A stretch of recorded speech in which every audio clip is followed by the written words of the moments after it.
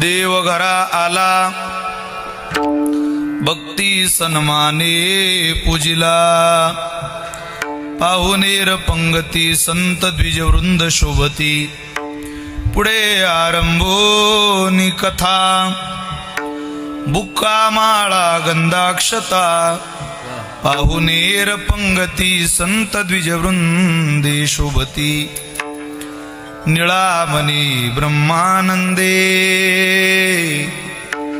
नाचती उभयतानंदे पाहुणेर पंगती संत द्विजवृंदे शोभती मुक्ताबाई नमो मुक्ताबाई नमो त्रिभुवन पावनी त्रिभुवन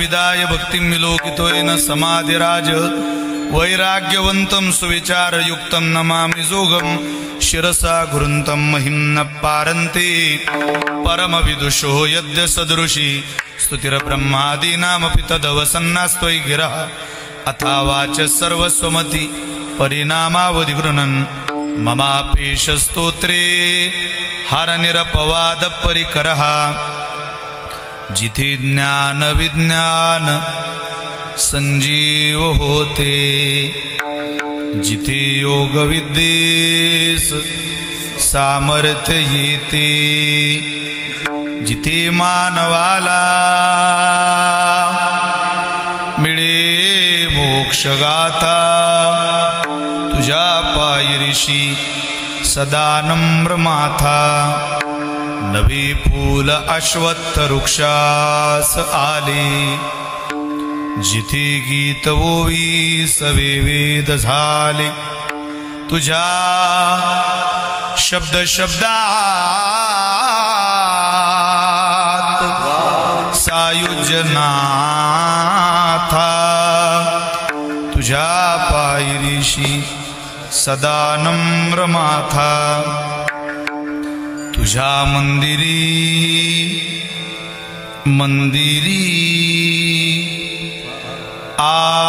आर्त जीवासु तृप्ती तुझ्या दर्शनी लोक स्वानंद घेती श्रुती धन्य झाल्या तुझे गीत गाता तुझ्या पायरीशी सदा नम्र माथा अगाध ज्ञान देवा मुक्ताई गिरीशा तुझ्या पायरीशी सदा नम्र माता सामर्थ्याने गजाननाच्या सामर्थ्याने गजाननाच्या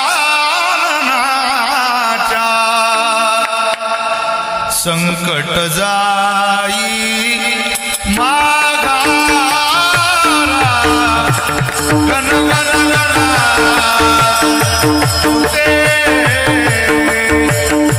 गण गण गणात होते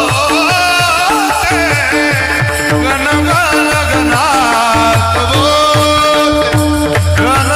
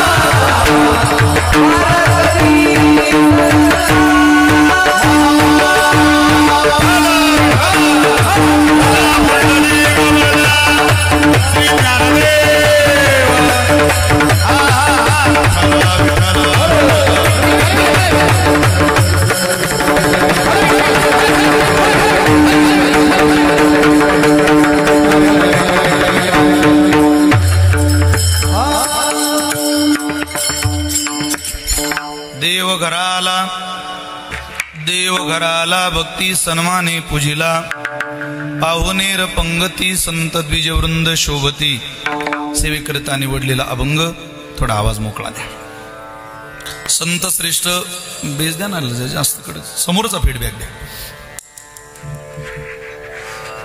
पिंपळनेर निवासी पथग्रामीण निळोबाराय महाराजांचा अत्यंत गोड अत्यंत प्रसिद्ध असलेला सगुण भक्तीच्या विजयाचं प्रत्यक्ष परमात्म्याने दिलेलं दर्शन आणि त्या दर्शनातून सगुण रूपाचा देव ज्या वेळेला आमच्या दारात आला आमच्या घरात आला त्यावेळेला आम्ही त्याच्या स्वागताकरता कुठल्या कुठल्या साधनाची जोड त्याच्या स्वागताला लावली याचं विस्तारानं वर्णन करणारा अभंग सेवेकरता निवडला आहे. विठ्ठल ज्या वेळेला परमात्म्याने या सृष्टीची निर्मिती केली मोहगावकर त्यावेळेला परमात्म्याने या मानवी जीवनाचा काहीतरी उद्देश ठेवलेला आहे. कुठला उद्देश आहे? शरीरम आद्यम खलु धर्म साधनम. शरीरम आद्यम धर्म साधनम खलु. खलु म्हणजे निश्चय. या जीवनाचा पहिला उद्देश आहे की भगवान परमात्म्याची कृपा संपादित करावी. ती कृपा पशुवर होत नाही. पशु काय पाप पुण्य जाणती, त्याला अधर्म धर्म कळत नाही, कळत नाही त्याला. धर्म अधर्म कळणारी ही माणसाची जात आहे. मनुष्य देई जे ज्ञान अधिक जाण सर्वांशी. मनुष्याला या इतरांपेक्षा सगळ्यांपेक्षा ज्ञान जास्त दिलं. नाही तर सगळ्यांना बाकी गोष्टी झोप सारखी दिली. आहार निद्रा भय मैथून सर्व योनीसी समसमान. पण मनुष्य देई जे ज्ञान अधिक जाण सर्वांशी. आहार दिला प्रत्येकाला, प्रत्येकाला जेवावंच लागतं. जे पुरणपोळी खाताना आपल्याला आनंद होतो तेच त्या डुकराला त्याचं अन्न खाताना होतो. आहार आहे तो त्याचा. पुरणपोळीचा जो आनंद आपल्याला आहे तोच आनंद त्याला त्याच्या अन्नामध्ये, त्या आहारामधल्या आनंदात काही फार पडावं लागत नाही. ते सगळ्यांना दिलेले देवानं. निद्रा, मखमलीच्या गादीवर झोपलेल्या माणसाला जो झोपेचा आनंद आहे तोच केळीच्या बागेला पाणी देता देता त्या वाफ्याचंच त्या बाराचंच उशाला घेऊन पाय लांबून जोपर्यंत पाण्याचा दांड भिजत भिजत भिजत भिजत त्याच्या पायाला लागत नाही आणि त्याचा पॅन्ट ओला होत नाही, अख्खं अंग भिजत नाही, तोपर्यंत त्याची झोप मोडत नाही. मखमलीच्या गादीवर झोपलेल्याला सुद्धा तोच आनंद आहे आणि शेतात झोपलेल्याला तोच आनंद आहे. निद्रा भय, जशी तुम्हाला मला मृत्यूची भीती आहे सगळ्यांनाच आहे. एखादा साप निघू द्या वाळ्यात, काय उड्या मारायला लागते, भीती. मैथून, अहो जो आनंद मानवी जीवनात आपण उपभोगतो तोच आनंद डुकराच्या योनीला आहे, गाईला आहे, म्हशीला आहे. पण मनुष्य देई जे ज्ञान. पण ज्ञान फक्त माणसाला दिलं का? त्याला धर्म कळावा, अधर्म कळावा, खरं काय खोटं काय हे कळावं त्याला. आणि ते कळण्याकरता तेवढं काव चालले ना.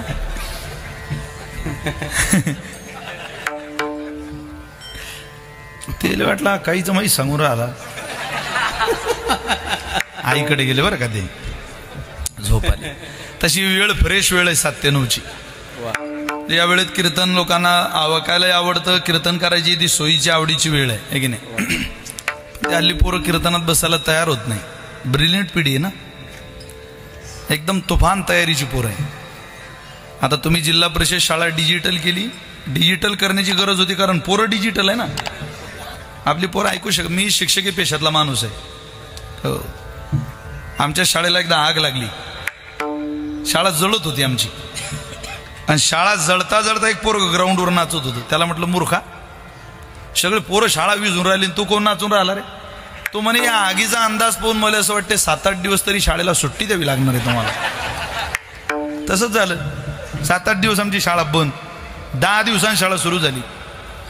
रंगरंगोटी केली, पत्र बदलले, खोल्या दुरुस्त झाल्यावर खोले पिरियड घ्यायला गेला. मी त्या पोराला विचारलं, म्हटलं का रे घटना आणि दुर्घटना यातला काय फरक आहे? तो म्हणे गुरुजी आपल्या शाळेला आग लागली घटना आहे आणि त्यातूनही तुम्ही वाचले ही दुर्घटना आहे. आता काय करता, मोठं कठीण आहे ते. पोर काय सामान्य आहेत का महाराज? ते नाद नाही करायचा त्यांचा. हो, मी अनेकदा माझ्या जीवनातलं उदाहरण सांगितलंय. मी संभाजीनगरला शिकायला असताना 2-2.5 वर्ष मेसचं जेवण जेवलो. फारच वाईट मेसचं जेवण. त्याने तोंड सोलतं, अपचन होतं. अरे बापरे, शेवटी धंदाच ना तो, व्यवसाय ना जेवणाचा. मी त्या संभाजीनगरला माझं डीएडचा अभ्यासक्रम पूर्ण केला. लग्न आहे का हो तुमच्या गावात? हा, पण होत आहे लग्न याच्यातच आनंद आहे. ते मला काही विक्षेप होत नाही, मला आनंद आहे. दुसऱ्याच्या आनंदात आपण सहभागी असलं पाहिजे. मी मोठ्या मनाचा माणूस. नाही तर तुम्ही आता 13वीत जा, श्राद्धात जा, वाढदिवसात जा, सप्त्यात जा, 5-7 जण एका ठिकाणी बसले की एकच विषय. का हो आहे का एखादी गरीबाची? तो विषय काढला की असं वाटतं हो विषय बदलवा. पोरीच नाही. तुम्हाला खरं सांगतो, आमचं गाव म्हणजे आमची कुरा आणि काकोडा अशी 2 गाव आहे. 3-3.5 हजार लोकवस्तीचं गाव आणि एक 25,000 लोकवस्तीचं गाव. फारच जवळ. 3 लग्न झाले एवढ्या मोठ्या गावात. 3, त्यातलं 1 मुलीचं आणि 2 मुलांची झाली. फार कठीण. ती त्या मुलांची झाली जे व्यवस्थित सेटल झालेले आहेत. त्यांना 1,00,000-1,50,000 रुपये पगार आहे. ज्यांचं बरं आहे, सुरळीत आहे. आता फार वाईट परिस्थिती आहे. चला त्या 2-2.5 वर्षाच्या कालावधीत मी एक बी चांगलं लग्न सोडलं नाही. जेवण ते मी लग्न पाहून मंडपात घुसायचो, भूक लागायची. माझा डीएडचा अभ्यासक्रम पूर्ण झाल्यावर मी फुलंब्री तालुक्यात सोनारी नावाच्या गावात शिकवायला गेलो. आणि तिथं गेल्यानंतर त्या गावात 1-1.5 महिना मला झाला. 6 महिन्याचं ट्रेनिंग होतं तेव्हा सरकार 1500 रुपये मानधन द्यायचं शिक्षकाला. त्याच्यातही खूप आनंद होता. आता तो आनंद मावळलेला आहे सध्या. 1500 रुपये मानधन द्यायचं. मी तर 1-1.5 महिन्यात माझी मैत्री बऱ्या प्रमाणात झाली. मी एका पोराला म्हटलं, बाळा रे, अरे डबा आणलाय का तू? तो म्हणे आणलाय ना. का आणलाय रे? म्हणे पुरणपोळी दिली माझ्या आईनं आज. पुरणपोळी आणली, डबा उघडला, साजूक तुपात भिजलेली पुरणाची पोळी मारत. ती पुरणपोळी मी पाहिली, एक घास तोडला आणि तोंडात घातला. त्याला म्हटलं असं वाटते पूर्ण खावीन टाकावी.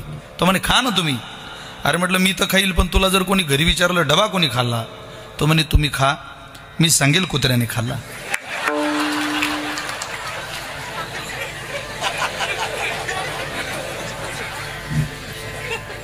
बघा तुमच्यामुळे आम्ही इतक्या लांब आलो, इथून तिकडे गेल्यामुळं. ब्रिलियंट पिढी महाराष्ट्री काय उत्तर देतील, पण आनंद आहे. ती पोरं कीर्तनाला कथेला आली पाहिजे, त्यांची गरज आहे. ज्ञानोबाराय सांगतात ना, तुम्ही दिवाळी साजरी करा, पण कोणती? नाचू कीर्तनाचे रंगी, ज्ञानदीप लावू जगी. तो ज्ञानाचा दीप मी अविवेकाची काजळी, फेडोनी विवेक दीप उजळी. तै योगिया पाहे दिवाळी निरंतर. ती आनंदाची ज्ञानाची दिवाळी साजरी करायची असेल तर तुमच्या माझ्या मुलाबाळांना तुम्हाला ज्ञानोबारांच्या दिशेला, तुकोबारांच्या दिशेला आणावंच लागेल.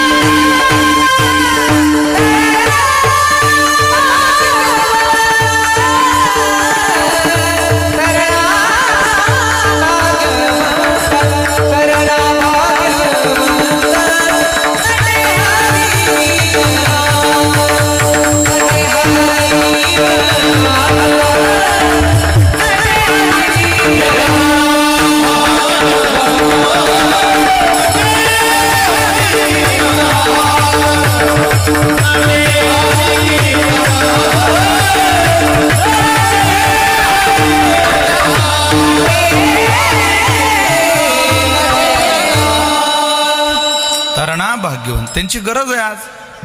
नटे हरी कीर्तनात, कारण कलियुगा माझी करावे कीर्तन हे एकमेव साधन या युगातलं. जे तुम्हाला मला तारू शकते. तारू भला पांडुरंग, पाव भिजोनी दियंग. धक्का लागू देत नाही, तुम्ही त्याची सेवा करा. गरजेचं आहे महाराज, आहे की नाही? म्हणून आपल्या पूर्वापार चालत असलेल्या परंपरेला आपण आपल्या मुलाबाळांना इथं रुजू केलं पाहिजे. मला आनंद आहे की मोहोगावातली बरीच तरुण कीर्तनाला आहे. बालगोपाल आहे, माझ्या भगिनी आहे, तरुण मुली कीर्तनाला आहे, छोट्या छोट्या मुली कीर्तनाला आहे. हाच तुमच्या उत्सवाचा विजय आहे ना. हा आनंद आहे भला मोठा. हा नुसता सप्ताह नाही, हे तुमचं वारकरी संप्रदायाचं सालाबाद प्रमाणे होत असलेलं भगवान श्री रामरायाच्या दरबारातलं, मारुतीरायाच्या दरबारातलं शिबिर आहे.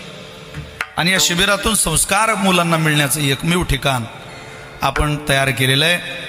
चला अभंगाच्या दिशेनं प्रवास करूया.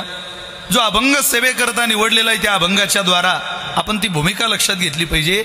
मानवी जीवनाचा पहिला उद्देश आहे भगवंताची प्राप्ती करून घेणं. देवघराला येणं ही जीवनाची कलश साधन आहे. देवघराला यावा. आता ते घर कोणतं हे विविध मुद्दे आहेत, पण देवघराला येणं सगुण भक्तीत गरज आहे.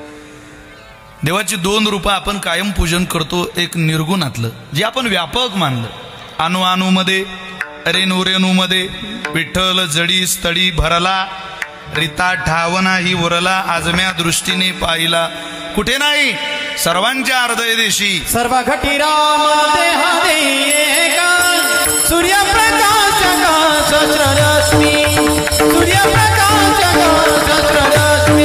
कुठे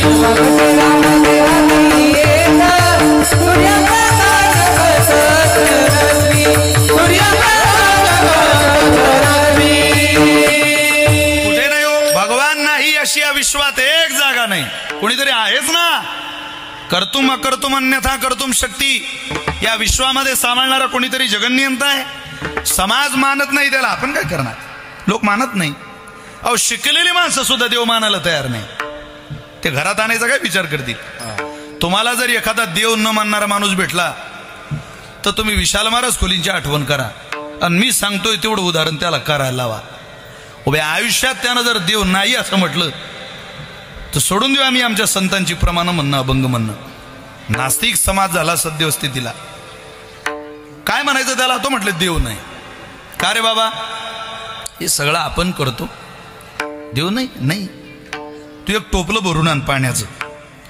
भरलेलं टोपलं आणायचं पाण्याचं आणि त्या भरलेल्या पाण्याच्या टोपल्यात त्याला सांगायचं पाणी तुझ्या घरचं, टोपलंही तुझं, अनेक मातीचा ढेकूळ त्या टोपल्यात घाल.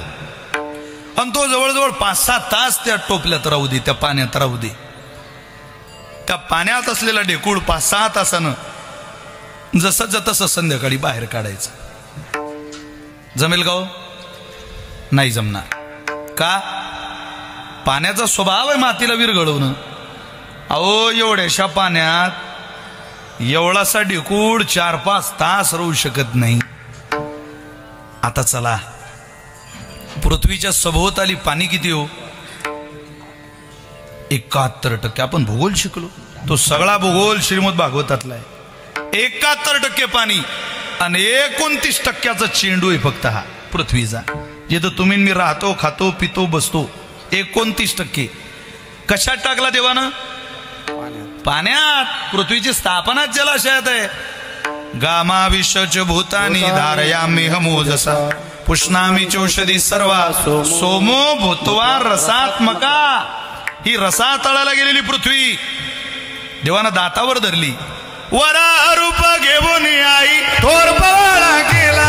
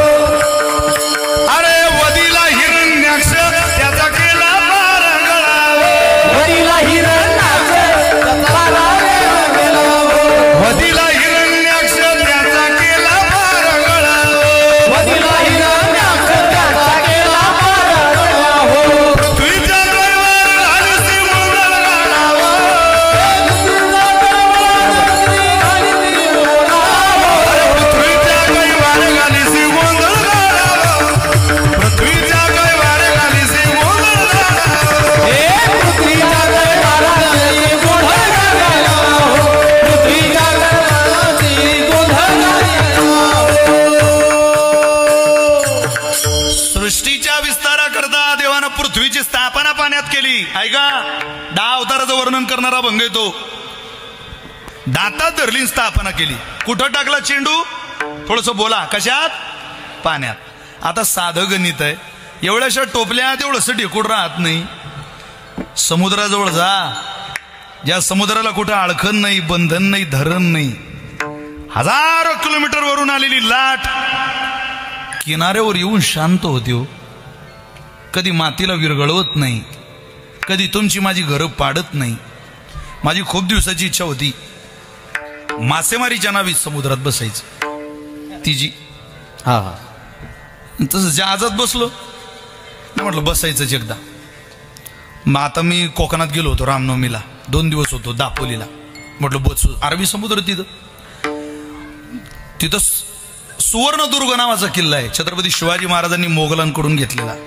हो, त्या किल्ल्याचे आरमार प्रमुख कान्होजी पांगरे. इतिहासात देखना किल्ला आहे. समुद्रात आहे, चौफेर समुद्र आणि मध्ये किल्ला, जंजिऱ्यासारखंच काम. त्या सुवर्णदुर्ग किल्ला पाहायची इच्छा झाली. बसलो नावेला.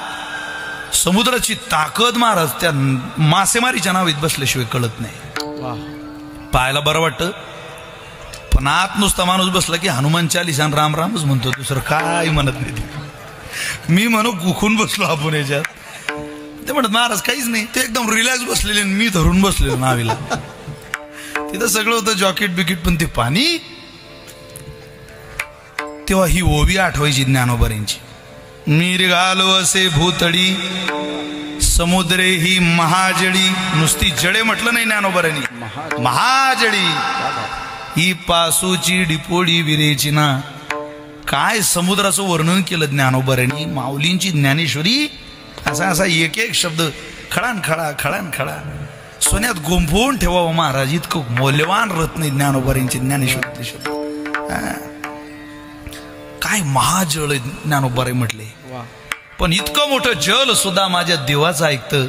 इतक्या वेगानं आलेली लाट किनाऱ्यापर्यंत जाते, शांत होते. ही लाट आम्हाला विरघळवत नाही, आमची घरं पाडत नाही, आम्हाला बुडवत नाही. पावसाळ्याच्या दिवसात मोहोगावच्या बाहेरचा नालगट ऐकत नाही. ती जास्त पाऊस झाला की आपल्या शेतीला उद्ध्वस्त करतं. पण समुद्र कोणाच्या घरात शिरला आणि समुद्रानं या गावाला उद्ध्वस्त केलं, असं ऐकलं तुम्ही कधी? असं ऐकलं तुम्ही कधी की समुद्राचा स्वतःवरचा ताबा सुटला? धरण फुटला ऐकलं असेल तुम्ही, पण समुद्र फुटला असं कधी तुम्ही ऐकलं नसेल. त्याला कारण कोण असेल? ज्ञानोबारे म्हटले तर पर्वती बैसकान संडावी, समुद्रे रेखान ओलांडावी. म्या बोलविल्या वेदू बोले, म्या चालविल्या सूर्य चाले, म्या हलविल्या प्राणो हाले. जो जगा ते जाडिता, असा सत्ताधीश जगाचा मालक आहे. अगोदर तो जगाला मान्य नाही, तो घरी यावा काय मान्य करेल समाज? शिकलेली सुज्ञ माणसं म्हणतात देव काय करतो? आपण आपल्या पायाने चालतो, हाताने काम करतो. देव काय करतो? शाळेत गेलेला एक विद्यार्थी, गुरुजी गणपती बसवता का आपल्या वर्गात? हे काय करतो रे? कोण आपल्या करता? आपण आपल्या पायाने चालतो, हाताने काम करतो, सगळं आपणच करतो. देव काय करत नाही आपल्या करता.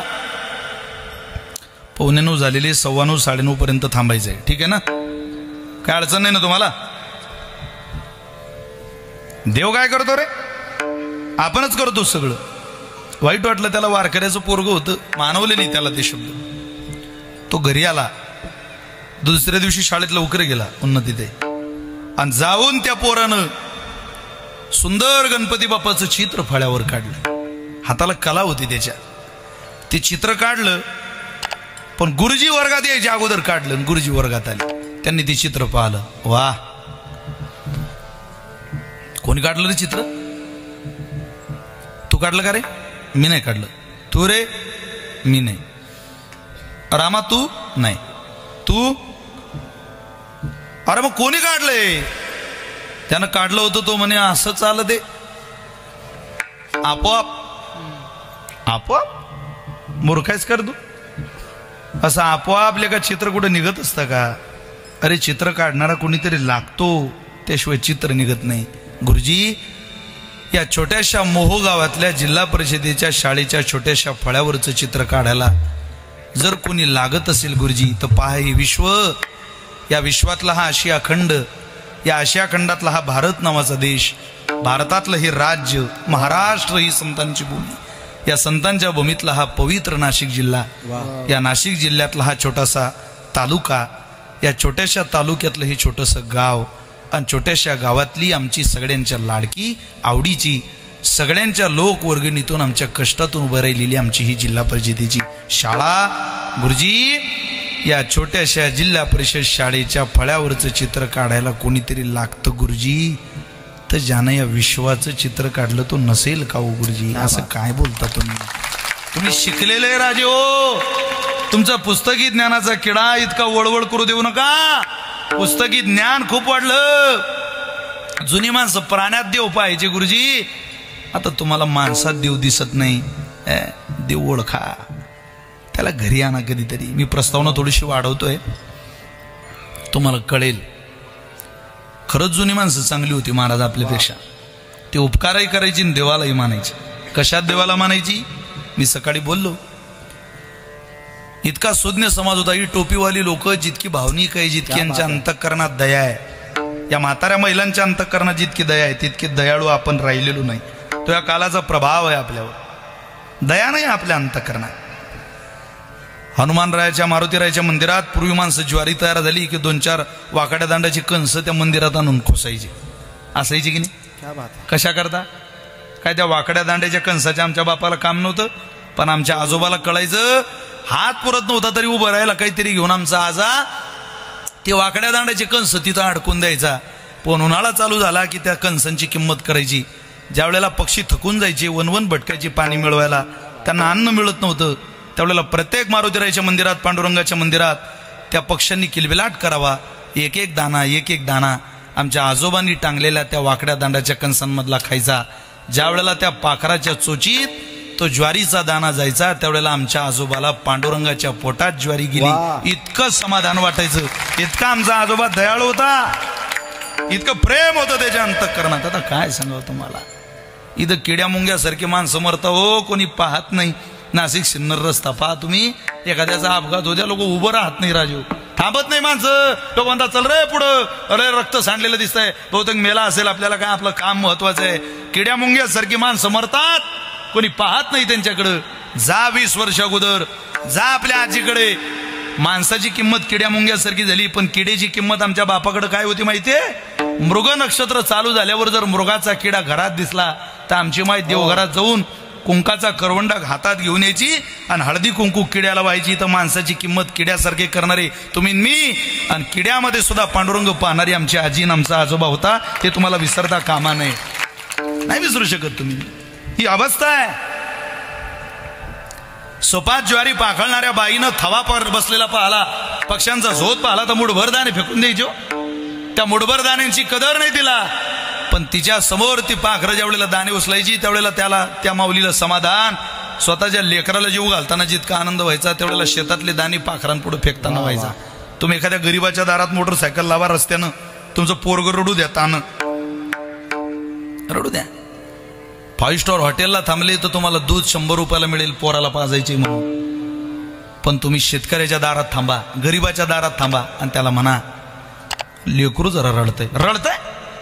रडतंय हा शब्द होता बरोबर जवळचं वासरुवा गाईला सोडतं मारत. ताई बसा तुम्ही, पाणी आण. गर्दनी पाणी घेऊन येते, मालकीन पाणी पाजते. बापाला आईला पाणी देता देता भांड्यात गाईचं वासरू पाना सुटला की बछड बाजूला करतं, धार काढतं, मस्त दूध ग्लास मध्ये भरतं, त्या पोरालाही पाजतं. वा वा, पोरग शांत झालं. माणूस घरात गेला, एक बाटली घेतली, स्वतःच्या हातानं धुतली. धुतलेल्या बाटलीत गाईचं उरलेलं दूध भरलं आणि त्या आईजवळ दिलं आणि सांगितलं ताई रस्त्यानं पोरग रडू शकते, त्याला रस्त्यात पाजा. ज्या वेळेला शिकलेल्या माणसानं खिशात हात घातला आणि 100 रुपयाची नोट काढली. काका तुम्हाला त्रास दिला, हे 100 रुपये घ्या. अरे तुमच्या घरी पोरं आहे ना, आम्हाला काही नातू नाही का? आमचा नातू रडला असता तर मला गाईला वासरूच सोडावं लागलं असतं. माझं नातूच आहे ते. हे म्हणण्याचं मोठेपण या राज्यात सध्या राहिलेलं नाही. दयाळू होती माणसं महाराज, प्रचंड दयाळू, प्रचंड प्रेम. देव मानायची माणसं कशा सुद्धा. आता देवाला देव मानत नाही माणसं, माणसात देव काय मानतील, थोडा अवघड आहे. चला, काळ बदललेला आहे, त्यामुळे बदललेल्या काळात माणसं देवही मानत नाही आणि आलेल्या अतिथीला सुद्धा देव मानत नाही. पण पूर्वीचा हा धर्म होता. आपण अतिथीचं स्वागत करता करता एक दिवस देव नावाचा अतिथी ज्या दिवशी दारात येईल त्या दिवशी या जीवनाचा कलश होईल. याचा उद्देशच तो आहे की त्यानं आपल्याकडे यावं. निळोबारे म्हटले आमच्या घरी तो आला, सहज आला नाही, आम्ही त्याच्यावर घरी येण्याकरता अनंत काळ वाट पाहिली, खूप प्रयत्न केले त्याच्या घराला येण्याचे. 3 प्रकारचे पाहुण्यांचं वर्णन आहे: उत्तम पाहुणा, मध्यम पाहुणा, कनिष्ठ पाहुणा. आपल्या घरात पाहुणा आल्या आल्या चहा पाणी घेऊन निघून जातो, उत्तम पाहुणा. आल्या आल्या एखादा दिवस राहतो, मध्यम पाहुणा. पण घरी आल्यावर पाहुण्याला विचारावं लागतं का हो तुमची वाट पाहत असते ना ते घरचे. हा पाहुणा कोणाच्या घरी येऊच नाही बुवा. पण तसे पाहुणे दारात आले पाहिजे. कोण यावा, कोणी यावा. अतिथी अ म्हणजे नाही आणि तिथी म्हणजे ज्याच्या येण्याची वेळ ठरलेली नाही त्याला अतिथी म्हणतात. आणि तो आपल्या धर्मामध्ये देव मानला जातो. अतिथी देवो भव, त्याला देव म्हणतात. इथं तर देवाचंच वर्णन आहे. आलेल्या अतिथीचं स्वागत करणं आपला धर्म आहे, तो आपण केला पाहिजे. पण कसा केला पाहिजे? निळोबारे म्हटले आम्ही अनंत उपासना केली, पण त्या अनंत उपासनेचं फळ आम्हाला आज लागलं. आम्ही काय केलं आतापर्यंत? आम्ही असं घर तयार करण्याचा प्रयत्न करत होतो की ज्या घरात देव येईल. एक तुकोबारांचा हिंदी अभंग आहे, त्या हिंदी अभंगाला महाराज म्हणायचे, ऐसा घर कर, ऐसा घर कर आवे राम,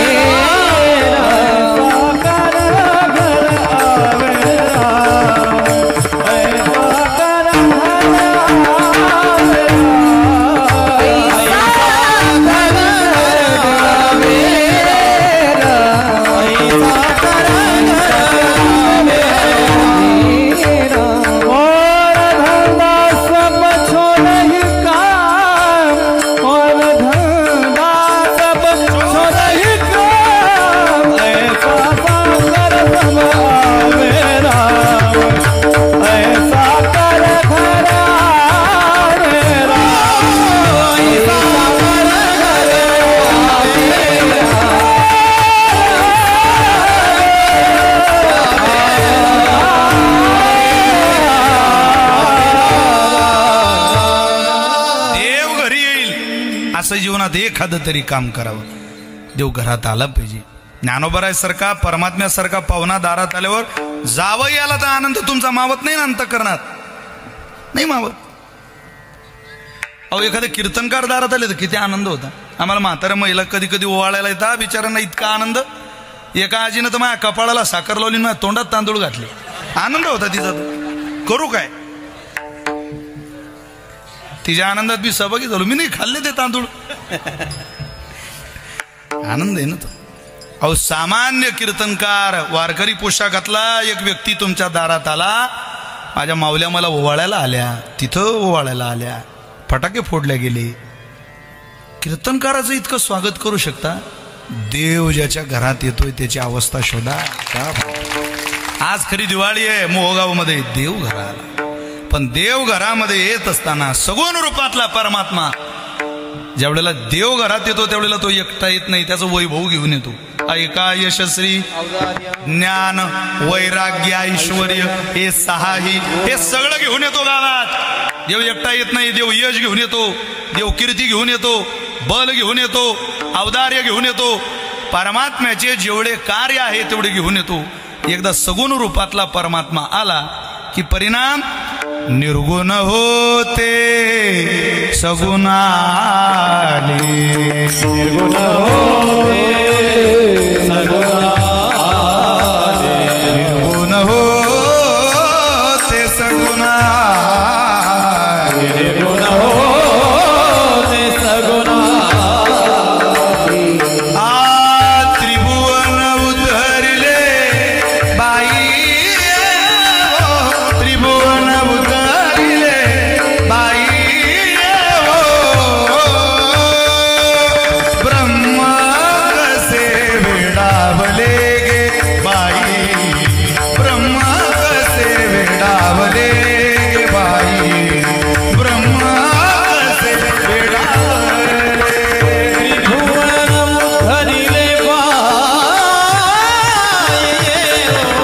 ब्रह्म कसे वेडावले बाई, ब्रह्म कसे वेडावले बाई, ब्रह्म कसे वेडावले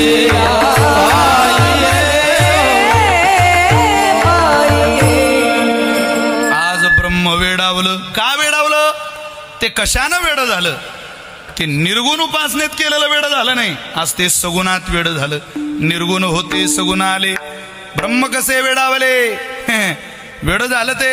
ज्ञानोबांना विचारा, नेनो ब्रह्म मार्ग चुकले, उघडे पंढरपुरासे आले, भक्त पुंडलिके देखिले उभे केले विटेवरी. त्याचं हे वेडेपण आम्हाला भावलं आणि तो आमच्या दारात आला. तो दारात आल्यावर तुम्हाला काय सांगावं त्याच्या येण्याचा आनंद. देव येण्याचा आनंद संतान इतका कोणालाच नाही. विश्वमौली ज्ञानोबा आहे एका कावळ्याला विचारतो, ज्या कावळ्याला आपण अपवित्र म्हणतो त्याला विचारलं, पैल तो गे काऊ कोकता है,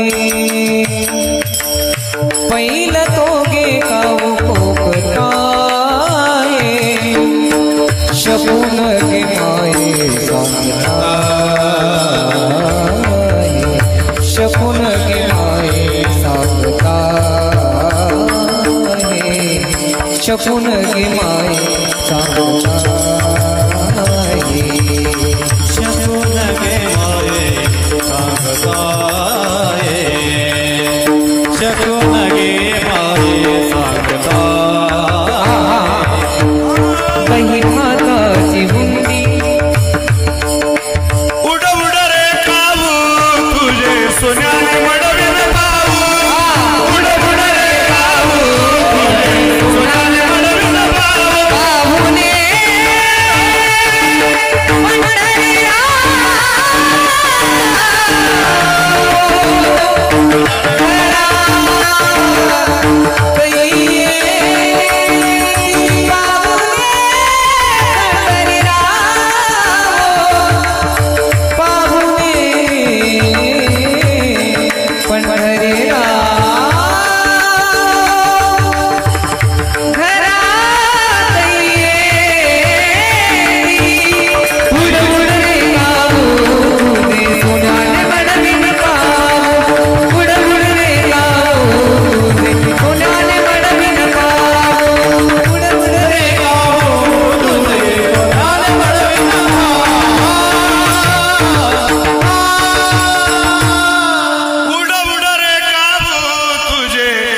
सोन्याने मडवीन पाऊ पाहुणे पंढरी राहू घरा काही येते सांगणार रे बाबा अरे माझ्या घरी तो पाहुणा कधी जगन्यंता पाहुणा जगाचा मालक असलेला पाहुणा आमच्या घरी कधी ही वाट पाहता पाहता पाहता पाहता आज तो दिवस सोन्याचा आला सोनियाचा दिवस आजी अमृते पाहाला नाम आठविता रूपी प्रगट पै झाला निर्गुणातलं त्याचं केलेलं ध्यान सगुणात आलं त्याला आम्ही आमच्या दारात अनुभवलं पण महाराज ज्या वेळेला तो तुमच्या घराला आला आमच्या मोहगावातही तो आलाय आता आमच्या देवाची आम्ही स्वागताची तयारी केलेली आहे हा उत्सवच त्याच्या स्वागताचा आहे तुमच्या घरी ज्या वेळेला देव आला त्यावेळेला तुम्ही त्याचं स्वागत कुठल्या कुठल्या साधनाने केलं त्यातलं एक सुंदर भक्तिमातेचं साधन तुकोबा निळोबार आहे सेवेला निवडलेल्या अभंगाच्या पहिल्या चरणात सांगतात देवघराला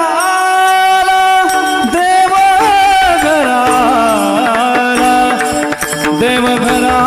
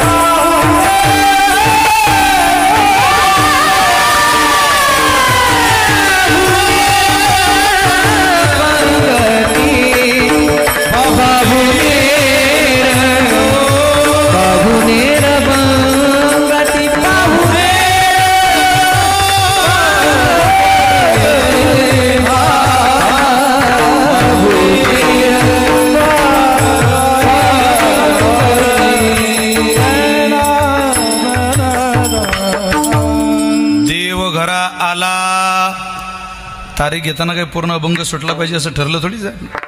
आज उद्देश आपला देव घरा आला. वा. मी प्रस्तावना थोडीशी मोठी केली. अगोदर देव मिळवणं हा उद्देश. देव मानत नाही हा कालाचा दुर्गुण. आणि अशाही कालात संतांनी जोपासलेली भक्तिमातेची उपासना तुम्हाला मला वाखाणण्याजोगी. म्हणून देवाचं स्वागत करा. मानवी नरदेव मिळाला तर कसं करा, जसं आम्ही केलं तसं करा. भक्ती सन्माने पूजिला निळोबर आहे म्हटले. आम्ही त्याचं भक्ती मातेने पूजन केलं. त्या भक्तीने जर तो वेडावला असेल तर आम्ही तीच भक्ती माता त्याला समर्पित करून त्याला तोषाला भगवान पुरुष सुक्ते. भगवान श्रीकृष्णाचा जन्मोत्सव झाला त्यावेळेला अष्टमीला दशरथे मारिला तोची होता मास. दशरथानं मारलेला महिना कोण? दशरथानं कोणाला मारलं? श्रावणाला. श्रावणाचा महिना ती तिथी बरोबर अष्टमीच्या तिथीला परमात्म्याचा जन्मोत्सव झाला. का हो? सगळे ऋषी मुनी यक्ष किन्नर देवी देवता ते म्हटले आता देवाला देता काय? पुरुष सुक्त नावाचं स्तोत्र म्हणायला लागले. आणि तोषला भगवान पुरुष सुक्ते. देवाच्या स्वागताला भक्ती माताच द्यावी लागते. भक्तीतली साधनं द्यावी लागतात. दुसरं काही करून चालत नाही. त्या भक्तीबरोबर काय काय असावं लागतं त्याची खाली यादीच दिलेली आहे. काही काही प्राणप्रतिष्ठा केल्या लोकांनी. कोण्या पद्धतीची प्राणप्रतिष्ठा आहे ती म्हणायला म्हणजे जळ जातं. त्याला कशीच प्राणप्रतिष्ठा म्हणतात. तसं चालत नाही. ते विधिवत झालं पाहिजे. आनंद आहे. मंदिरही देखणं आहे आणि पूजा विधिवत आहे. वा. काय मूर्त्या सुंदर आहे महाराज रामरायाच्या मूर्त्या पहा तुम्ही. असं प्रसन्न होतं मन. ती मारुतीरायाची पुरातन मूर्ती तुम्ही नवीन वास्तूमध्ये बसवली. या बाकीच्या मूर्त्या अत्यंत देखण्या सुबक. गणपतीरायाची मूर्ती बघा ना काय सुंदर मूर्ती. प्रेम वाटतं त्या मंदिरात गेल्यानंतर. माझं भाग्य आज एकादशीच्या दिवशी मला भगवंताच्या दरबारातली सेवा मिळाली. तुमची नातू जेव्हा मोठी होतील आम्ही ज्या वेळेला उतरती कळाला गेला आयुष्याला त्यावेळेला जर फिरता फिरता त्र्यंबकच्या वारीला आलो आणि जर जिवंत असलो या गावात आलो दर्शनाला तर इथल्या छोट्या छोट्या पोरांना मी सांगू शकतो ही प्राणप्रतिष्ठा झाली त्यावेळेला या बाबाचं कीर्तन झालं होतं. हा आनंद आहे ना. इतर सप्ताहातली कीर्तन होतील पण हे नैमित्तिक वाजवायला विकास महाराज होते. बरोबर आहे ना ते त्यांचं. म्हणायला नारायण महाराज खिल्लारी होते. सदानंद महाराज कडुळे होते. शिवराम महाराज बोराडे होते. कालही होते आजही आहे. उद्या नाही आहे पण होते बा माझ्या कीर्तनाला मी सांगू शकतो ना. असं देव घरा आला भक्ती सन्माने पूजिला. त्याला भक्तीतलंच साधन द्यावं लागतं. विदुरांचं चरित्रात 2 मिनिटं चला. ज्या वेळेला सख्या चुलत भावानं ऐकलं नाही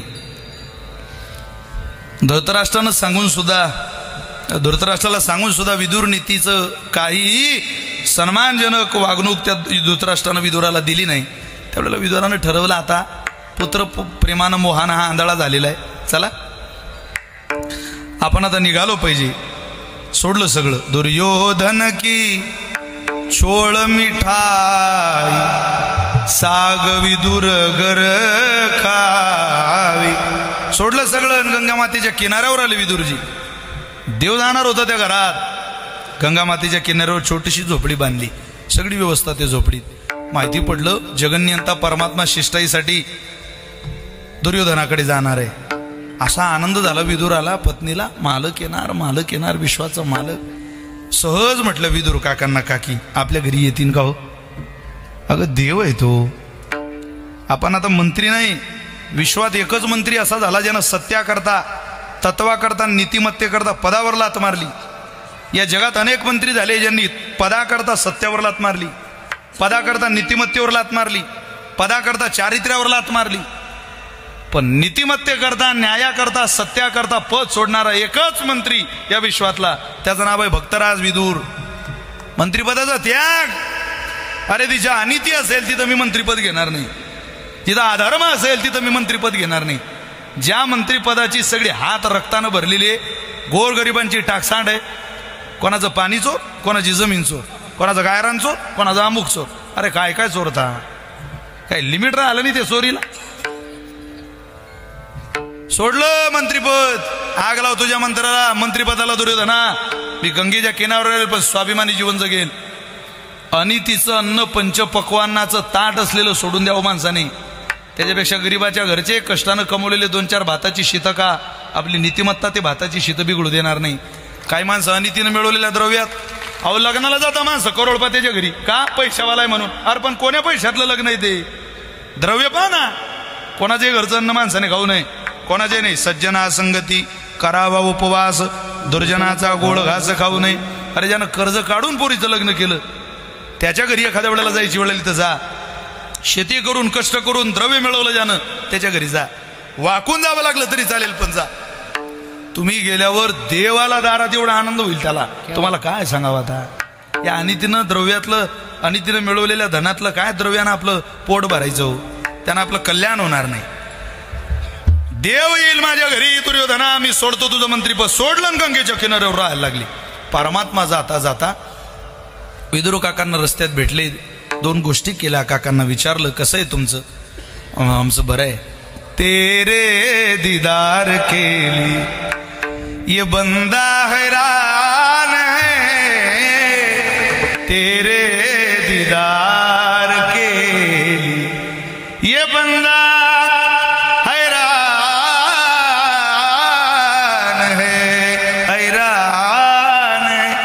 देवा.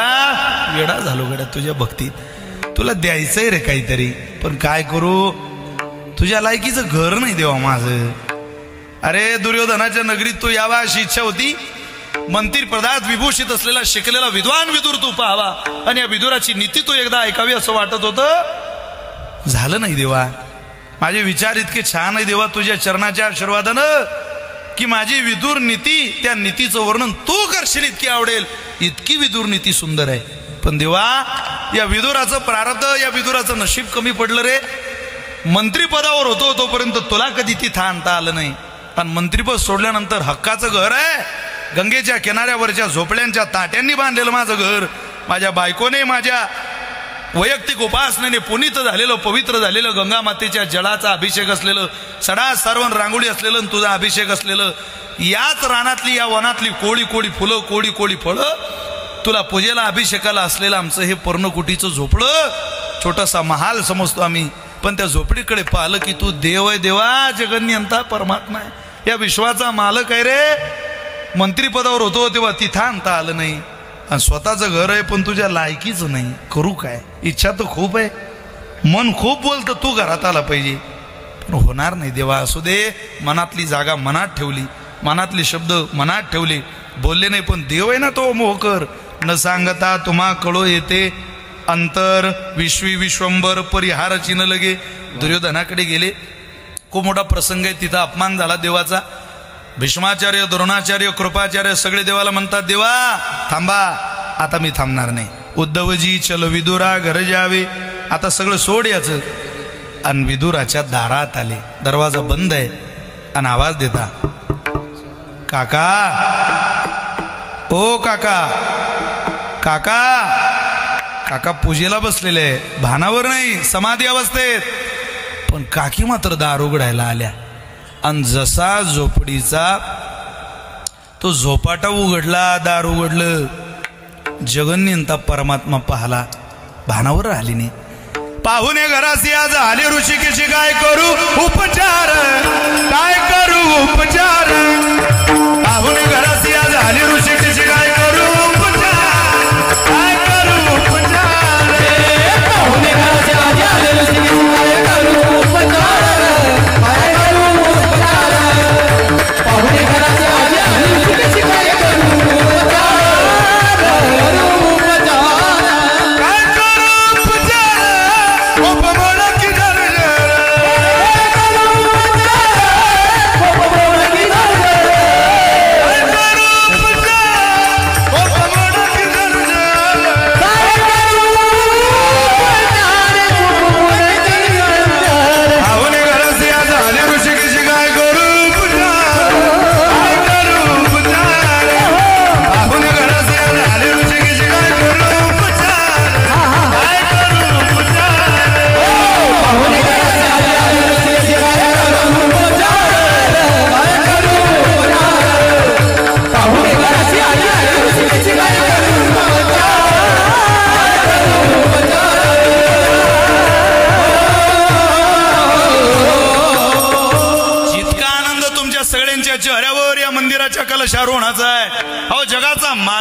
वैरागून रूपात तिच्या दारात आला होता. काय आनंद असेल, भानावर आली नाही. काय करू काय करू. विदुर काका म्हटलं का कोण आहे. बाजूला केलं पत्नीला. अगं देव आला दारात उभं ठेवते. या प्रभू या. आसन घातलं बसायला. बसा देवा. आमच्या जळगाव जिल्ह्यातली चांगली किडी विदुर काकानं घरी आणून ठेवली होती. आमच्या जिल्ह्यात किडी द्राक्ष खाल्ली नाही तेव्हा देवा. किडी आणून ठेवली होती. देवा काय भाग्य आमचं. तुका म्हणे भाग्य आणि आम्ही म्हणे धन्य झालो आम्ही. धन्य दिवस आजी. आज तो धन्य दिवस आहे ज्या दिवसाचं वर्णन आमच्याकडून होत नाही. आज आम्ही पूर्णतेला गेलो. ब्रह्मभूत प्रसन्नात्मा न शोचती न कांक्षती. भूक लागली मला. भूक लागली हो. हा प्रसंग पाहतो मी भागवतातला. डोळ्याला धारा लागता महाराज.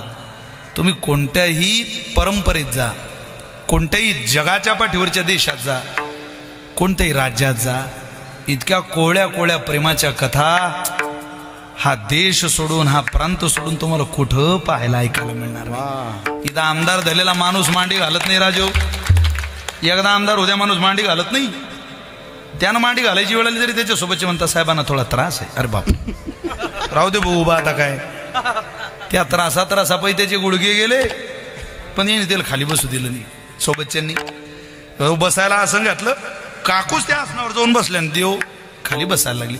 उद्धवजी म्हणत होत्या हो ते देवाला बस उद्धवा. अरे विदुराचं घर आहे. इथं असंच बसावं लागतं. आसन त्याला राहू दे. बस खाली बसवले. ती केळी आणली. साल काढावी केळीची. स्वतः केळं खाऊन घ्यावं काकीने आणि केळीची साल देवाच्या हातात द्यावी. एक खाल्ली. दोन खाल्ल्या. वक्ते बाबा म्हणायची इतक्या केळीच्या साली खाल्ल्या जसा सिन्नरच्या बसस्टँडवरचा बकरी होता. वक्ते बाबा म्हणायचे काय बकरीला जशी सराव असते साल खायची, आमच्या देवानं तितक्या केळीच्या साली खाल्ल्या. अहो पण हा नाश्ता झाला. मला भूक लागली. मग आता पा भक्तीचा सन्मान कसा केला. थोडा इको द्यायला. विदुरा घरच्या बक्षुनी कन्या परमानंद झाला. विदुरा घरच्या बक्षुनी कन्या परमानंद झाला. हो मनमोहन मुरलीवाला